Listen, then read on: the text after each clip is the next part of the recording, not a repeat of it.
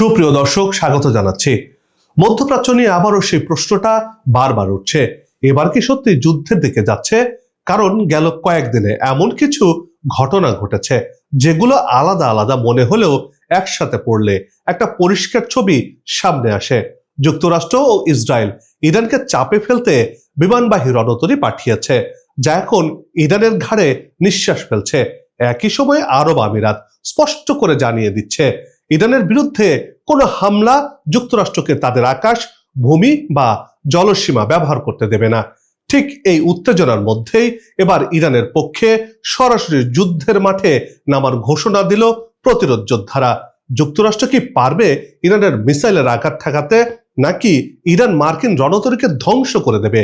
কি এমন শক্তি আছে ইরানের মিসাইলে? এসবের বিশ্লেষণ নিয়ে সাজিয়েছি এবারের পর্ব। বিস্তারিত থাকছে প্রতিবেদনে।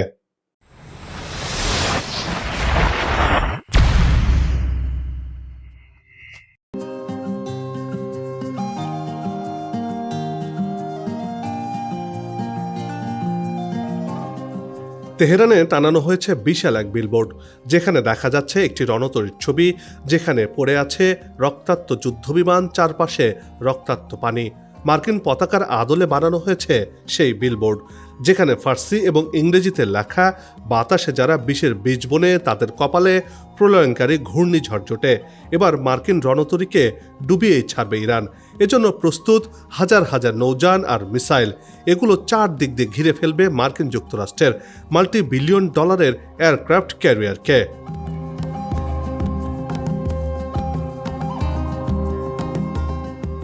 এসবের মাঝে সামনে আসছে আরেকটি বাস্তবতা। ইরানের ড্রোন ঝাঁক ও আঞ্চলিক সামরিক প্রস্তুতি এখন এমন জায়গায় পৌঁছে গেছে যা শুধু হুমকি নয়, সরাসরি যুদ্ধের সমীকরণ বদলে দিতে পারে। চমকটা ঠিক এখানেই, যেখানে একদিকে ওয়াশিংটন ও তেল আবিব দ্রুত ও শক্ত হামলার কথা বলছে, অন্যদিকে অঞ্চলটির মার্কিন গুরুত্বপূর্ণ মিত্র দেশগুলো সেই যুদ্ধ থেকে দূরে সরে যাচ্ছে। আর ইরান এই পুরো পরিস্থিতিতে নিজেকে শুধু প্রতিরক্ষায় নয়, বরং প্রস্তুত শক্ত পক্ষ হিসেবেই নিজেকে দাঁড় করাচ্ছে। প্রশ্নটা হলো, এই যুদ্ধে কার পরিকল্পনা বাস্তবে কাজ করবে আর কার সবচেয়ে দামি সামরিক সম্পদ প্রথম ধাক্কাতে ঝুঁকির মুখে পড়বে?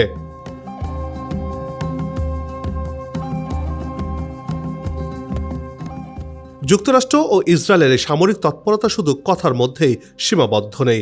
বাস্তবে মধ্যপ্রাচ্যের জলসীমায় দ্রুত প্রবেশ করেছে মার্কিন নৌবহর। মার্কিন নৌবাহিনীর বিমানবাহী রণতরী USS আব্রাহাম লিঙ্কন এবং এর ক্যারিয়ার স্ট্রাইক গ্রুপ আরব সাগর ও দক্ষিণ আরব সাগরের ওমানের কাছে নোঙর করেছে। আপাতত বহরটি স্থির অবস্থায়। সামরিক পর্যবেক্ষকদের মতে এটি ইরানের উপকূলীয় এলাকার কার্যকর সামরিক পরিসরের মধ্যেই প্রবেশের প্রস্তুতি নিয়েছে।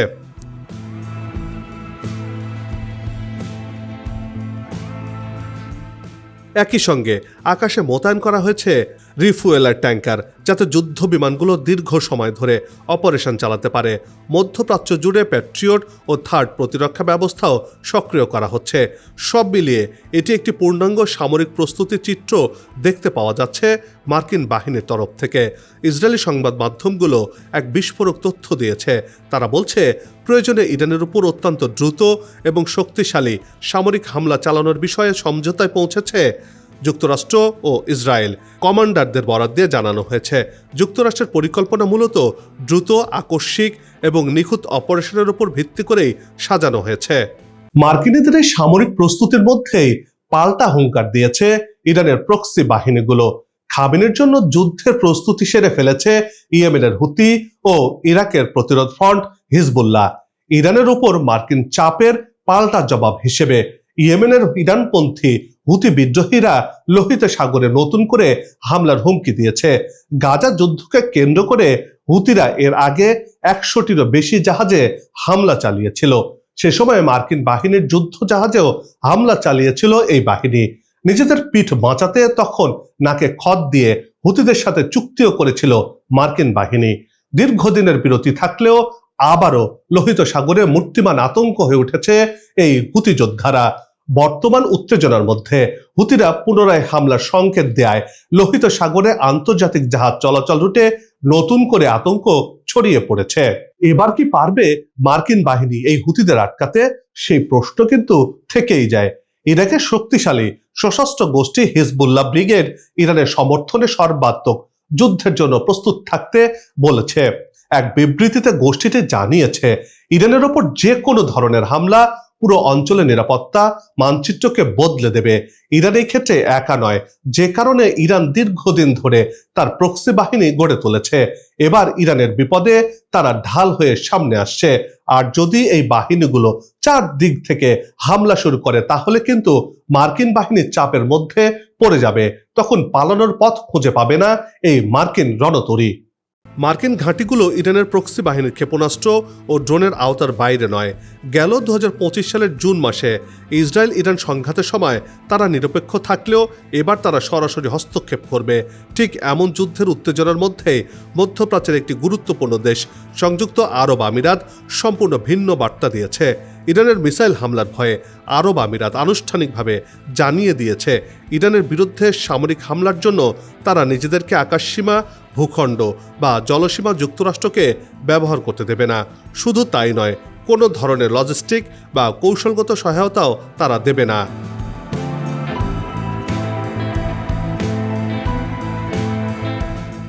এই ঘোষণার গুরুত্বপূর্ণ কারণ হল, আমিরাতের ভূখণ্ডে রয়েছে মার্কিন সামরিক ঘাঁটি আল উদায়েদ এয়ারবেস।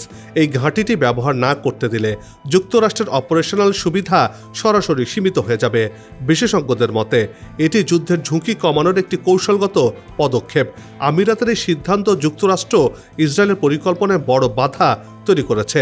আরব আমিরাত পরিষ্কারভাবে বলছে, বর্তমান সংকটের সমাধান শুধু যুদ্ধে নয়, বরং সংলাপের মাধ্যমে সব উত্তেজনা কমানো এবং সমস্যার সমাধান করা সম্ভব। আমিরাতের এই অবস্থান যুক্তরাষ্ট্রের অন্যান্য দেশগুলোকেও নতুন করে ভাবতে বাধ্য করছে। মার্কিন ও পশ্চিমা প্রতিরক্ষা বিশ্লেষকরা এখন প্রকাশ্যে স্বীকার করেছেন, ইরানের ড্রোন ঝাঁক মার্কিন বিমানবাহী রণতরীগুলোর জন্য একটি বিশ্বাসযোগ্য হুমকি হয়ে উঠেছে। ইরান এখন শত শত ড্রোন একসাথে ব্যবহার করতে পারে, যাকে বলা হয় ড্রোন সোয়ার্ম। এই ড্রোনগুলো আকারে ছোট, তুলনামূলক সস্তা, কিন্তু একসাথে এলে আধুনিক প্রতিরক্ষা ব্যবস্থাকে দ্বিধায় ফেলতে পারে। মার্কিন রণতরীগুলোর প্রতিরক্ষা ব্যবস্থা মূলত সীমিত সংখ্যক আক্রমণ ঠেকানোর জন্য তৈরি, কিন্তু যখন একসাথে শত শত ড্রোন ধেয়ে আসে, তখন প্রতিরক্ষা ব্যবস্থার মিসাইল ও সেন্সর দ্রুত শেষ হয়ে যায়। এই অবস্থায় যদি মাত্র কয়েকটি ড্রোনও প্রতিরক্ষা ভেদ করে আঘাত হানে, তাহলেই ক্যারিয়ার স্ট্রাইক গ্রুপের ভয়াবহ ক্ষতি হতে পারে। কম দামের ড্রোন দিয়ে কোটি ডলারের সামরিক সম্পদ ঝুঁকিতে ফেলতে পারে মুহূর্তেই। ইরান প্রকাশ্যে দেখাচ্ছে, এই যুদ্ধ শুধু প্রতিরোধের নয়, বরং পরিকল্পিত পাল্টা আঘাতের জন্য তারা সম্পূর্ণভাবে প্রস্তুত। ইরানের সামরিক কৌশলের কেন্দ্রে রয়েছে স্যাচুরেশন অ্যাটাক। এটি এমন এক ধরনের আক্রমণ কৌশল যেখানে একই সাথে অসংখ্য আক্রমণাত্মক ক্ষেপণাস্ত্র, ডেটা প্যাকেট বা বোমা বর্ষণ চালিয়ে প্রতিপক্ষের প্রতিরক্ষা ব্যবস্থা, নেটওয়ার্ক, ব্যান্ডউইথ বা সক্ষমতাকে পুরোপুরি অচল করে দেওয়া হয়। এটি সামরিক এবং সাইবার উভয় ক্ষেত্রেই ব্যবহার করা হয়। এই কৌশলে প্রথমে শত শত শাহেদ সিরিজের সুইসাইড ড্রোন এবং এন্টি রাডার ক্ষেপণাস্ত্র দিয়ে শত্রুপক্ষের রাডার ও সেন্সর দুর্বল করা হয়। এরপর ক্রুজ ও ব্যালিস্টিক ক্ষেপণাস্ত্র দিয়ে প্রতিরক্ষার স্তর ভেঙে ফেলা হয়।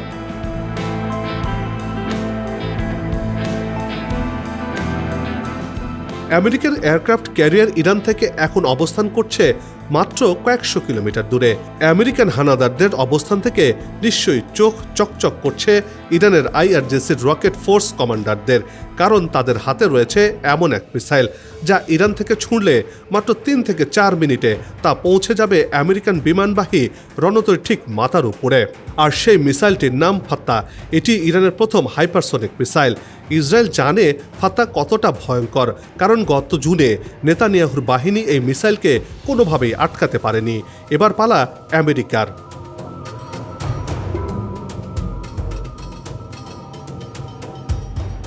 সবশেষ হাইপারসনিক ভারী ওয়ারহেড দিয়ে আঘাত হানা।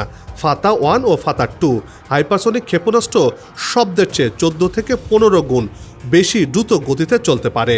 এত উচ্চ গতির কারণে রাডার বা ইন্টারসেপ্টর ব্যবস্থার হাতে দ্রুত সিদ্ধান্ত নেওয়ার সময় থাকে না, যার প্রমাণ 2025 সালের জুনে ইরান সফলভাবে দেখিয়েছে। সামরিক বিশ্লেষকদের মতে এ ধরনের আঘাত একটি বিমানবাহী রণতরীকে ডুবিয়ে দিতে না পারলেও বড় ধরনের অগ্নিকাণ্ড ঘটিয়ে সেটিকে দীর্ঘমেয়াদের জন্য অচল করে দিতে পারে, যা যুক্তরাষ্ট্রের সামরিক যুদ্ধের ইতিহাসে বড় ধরনের ধাক্কা দেবে।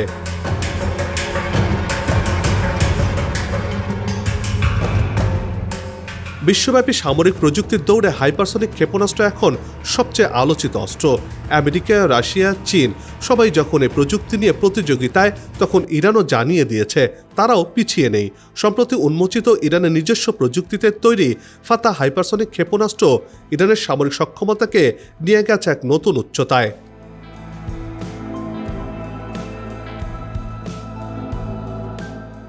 নৌকৌশলকে আরও শক্তিশালী করতে ইরান তাদের আঞ্চলিক জলসীমায় মোতায়েন করেছে শহীদ সোলাইমানি স্টেলথ করভেট। আকারে ছোট হলেও এই জাহাজগুলোতে রয়েছে দীর্ঘ পাল্লার জাহাজ বিধ্বংসী ব্যালিস্টিক মিসাইল। এই করভেটগুলো ক্যারিয়ার স্ট্রাইক গ্রুপের জন্য মারাত্মক হুমকি।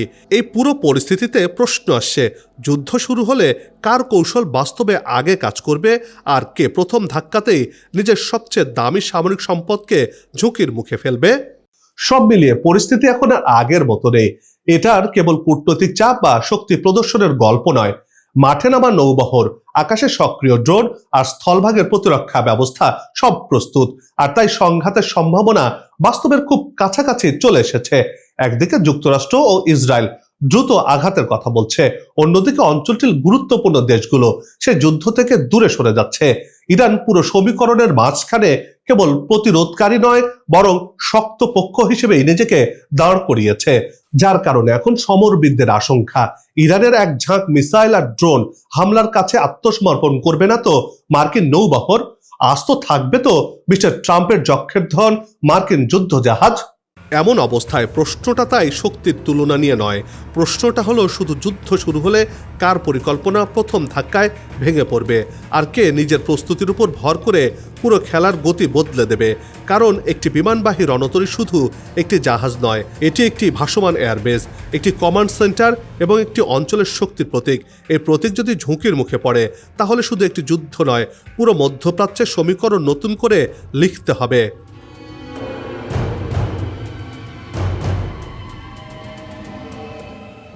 এই উত্তেজনা কি শেষ পর্যন্ত আলোচনার টেবিলে থামবে, নাকি ইতিহাসের পাতায় আরেকটি অধ্যায় যোগ হবে, যেখানে দেখা যাবে একটি ভুল হিসেব কিভাবে পুরো যুদ্ধের চিত্র বদলে দিয়েছিল? আর সেই গল্পের পরের অধ্যায় ঠিক কোথায় লেখা হবে তা এখনো কেউ নিশ্চিত করে বলতে পারছে না।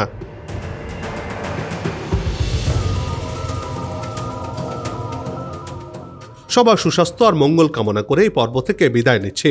আবারও হাজির হব নতুন কোনো খবর আর তার বিশ্লেষণ নিয়ে। নিজে ভালো থাকুন, দেশকে ভালো রাখুন, আমাদের সাথেই থাকুন। ধন্যবাদ।